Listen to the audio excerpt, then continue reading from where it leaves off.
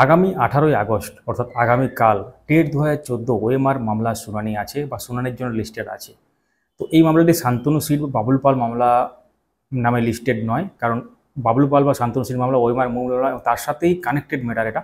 এবং উইথ আকারে আপনারা অর্ডার কপিতে দেখতে পাবেন এবং এই সংক্রান্ত একটা আপডেট আমরা অলরেডি শেয়ার করেছি। তো আগামী 18ই আগস্ট মহামান্য হাইকোর্টে মহামান্য সিঙ্গেল বেঞ্চে এই মামলাটির শুনানি আছে। তো এই মামলাটি খুবই গুরুত্বপূর্ণ, কারণ হচ্ছে টেট 2014 উপর নির্ভর করে বিভিন্ন দফায় বা 3 দফায় নিয়োগ হয়েছে আপাতত। একটা হচ্ছে 2016 রিক্রুটমেন্ট প্রসেস 42,949, আর একটা হচ্ছে 2020 রিক্রুটমেন্ট প্রসেস যেটা 16,500, এবং একটা হচ্ছে 11,765 মধ্যে অনেকে আছেন টেট 2014 পাস, সেটা হচ্ছে 2022 রিক্রুটমেন্ট প্রসেস। তো এই মামলাগুলো এই এই রিক্রুটমেন্টগুলো অ্যাকচুয়ালি আর কি, এই রিক্রুটমেন্টগুলো টেট 2014 থেকেই বেশিরভাগই হয়েছে। এবং তার সাথে পিটিশনারদের ক্ষেত্রেও কিন্তু খুবই গুরুত্বপূর্ণ, কারণ পিটিশনাররা যেসব দাবি নিয়ে মামলাটা করেছে, তাদেরকে অরিজিনাল ওএমআর সাপ্লাই করা হয়নি।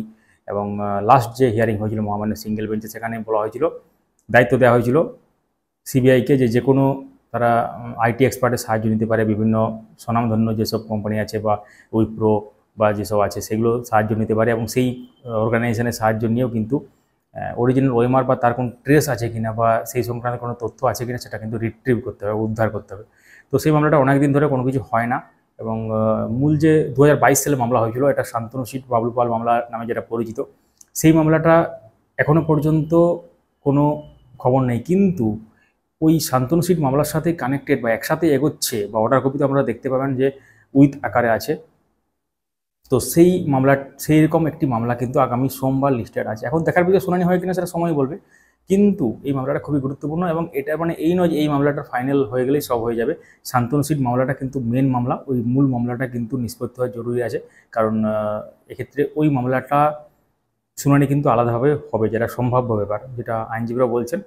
তো এখন দেখার বিষয় কি হতে চলেছে। পরবর্তী আপডেটগুলো পাওয়ার জন্য আমাদের সঙ্গে যুক্ত থাকুন চ্যানেলটিকে সাবস্ক্রাইব করে।